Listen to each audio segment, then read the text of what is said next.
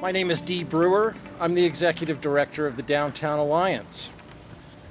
We are going, excuse me, we are going to have some fun again on Main Street. We're ready to open streets once again, which we have done the past few years.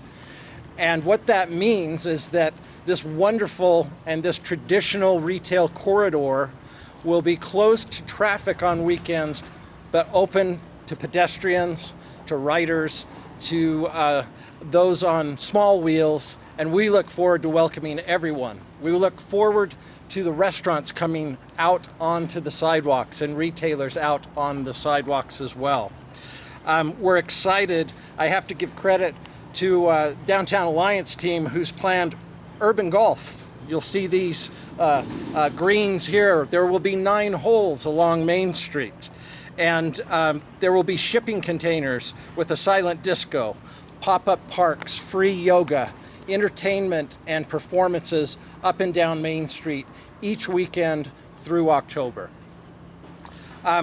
We believe that Main Street and downtown are at their best when people are put first, and that's part of what this event is about.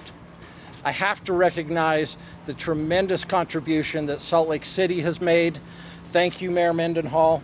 Thank you to all of our council members as well who have helped make this happen, who have funded this. Thank you to our partners in the Department of Economic Development and myriad departments within the city who had to, dare I say, contort themselves to make this happen. There are lots of moving parts for this project, and we're excited to see it start. Mayor Mendenhall is going to tell you more about why we're doing this and what we have planned. Thanks, Dee. It's an exciting day, and I am thrilled to see Open Streets back again this year. In 2020, this began as an experiment. We did this in the midst of the pandemic, finding new ways for businesses to come out into the public space, whether that was for dining or retail, and it was a success by and large. We've kept it going each year to some degree. We expanded the sidewalk with performers and artists, and most of all, we brought more people downtown than we were seeing before. But it wasn't altogether a new idea. Did you know that 60 years ago, Salt Lake's civic leaders published a second century plan, they called it, and it envisioned a walkable Main Streets that put pedestrian first. The dream for me took root in my first year in office as we navigated the pandemic, and we had to partner, and we were grateful to already have the partnership with the DTA, who we couldn't do this without. And because of these intentional efforts, and with much thanks to Open Streets, we have had the best recovery of a downtown in the nation. And it's been touted a couple of times with different studies now, 139% more people coming into the downtown core than we had in 2019. Open Streets is a part of that. It's time, I think, for Salt Lake City to make Main Street permanently open to pedestrians. This spring and summer, our economic development team, many of whom are here today, they initiated a Main Street design study that gathered information from the folks who come here every day, who operate businesses here, and we gathered information about what this space could look like if we became a permanent area open to pedestrians and closed to vehicular traffic.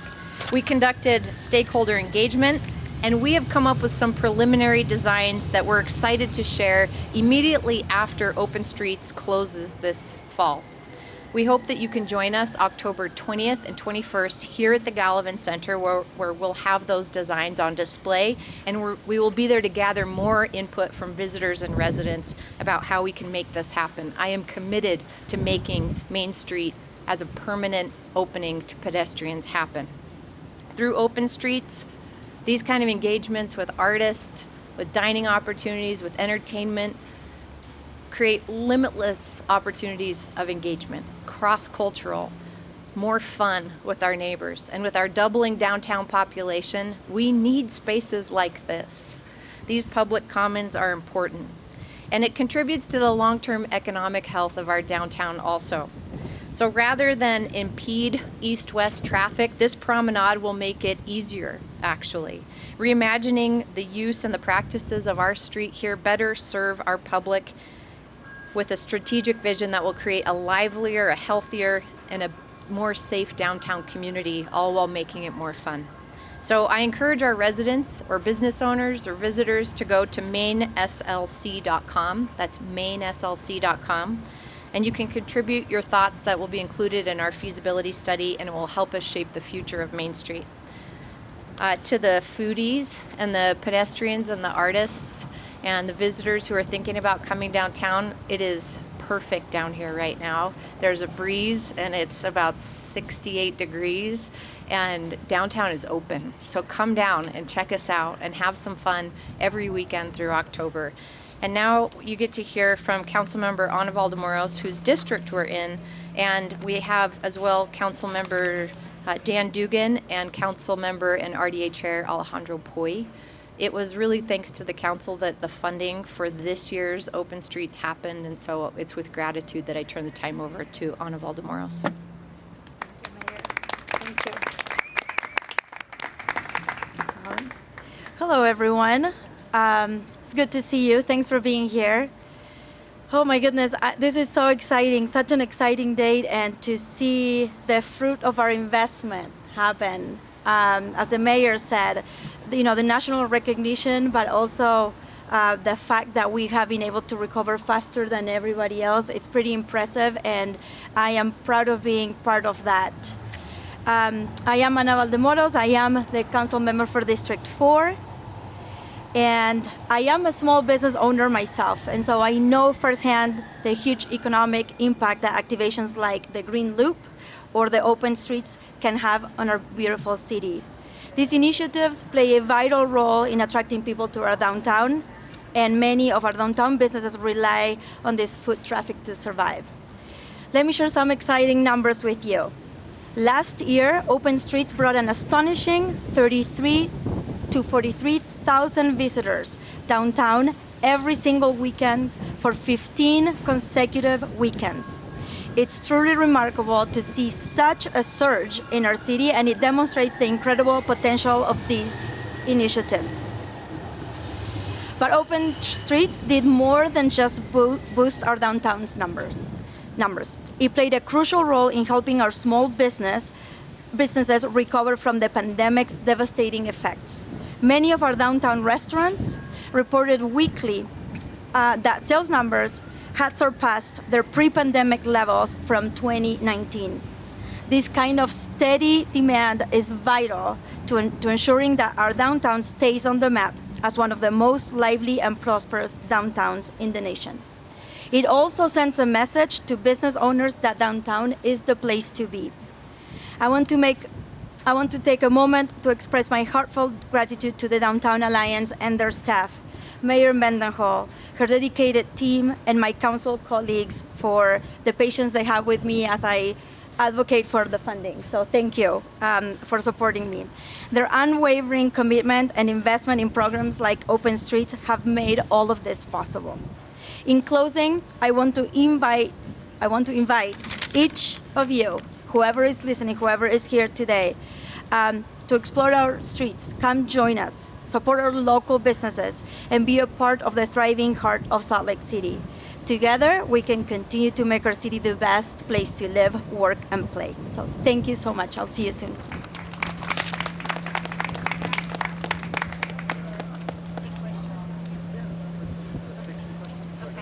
Are there any questions?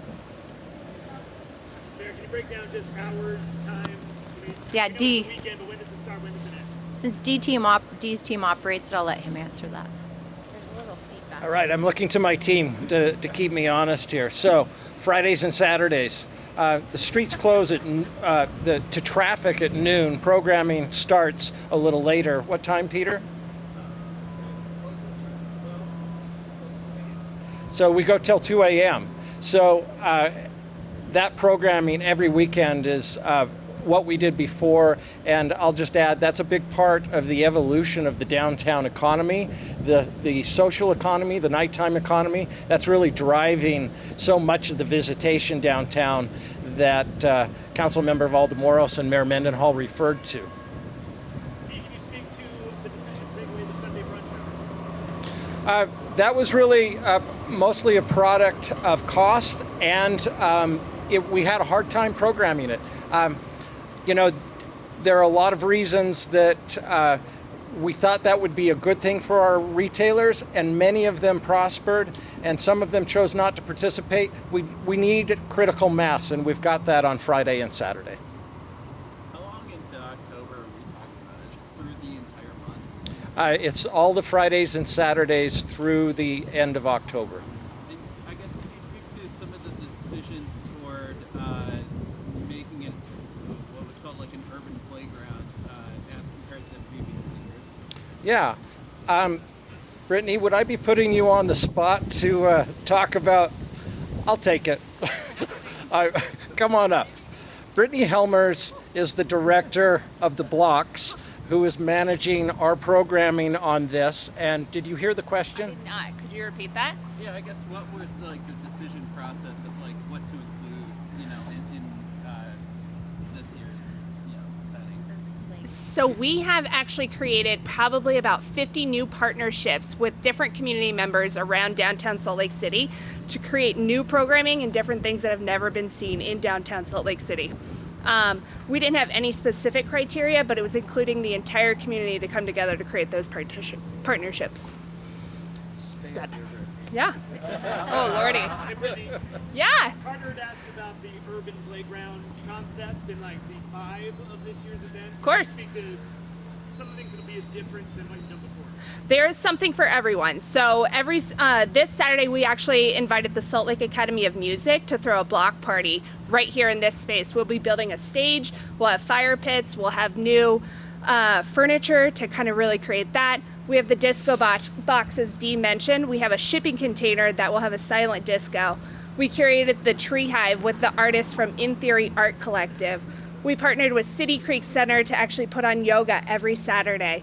We partnered with City Creek Center to also have buskers underneath the bridge every Friday and Saturday from 4 to 6 p.m. So really kind of thinking about the urban playground, art, music, health and wellness, and really applying that to everywhere in downtown. Thank you. Anything else? That's okay. What's the process going to be like? As you mentioned the open house next month for the more permanent solution. What's the timeline for that to be like in, I guess, city code or something like that? So Carter's asking, what's the timeline on the permanent process? October 20th, 20th and 21st, or 21st and 22nd. I can remind you in a second.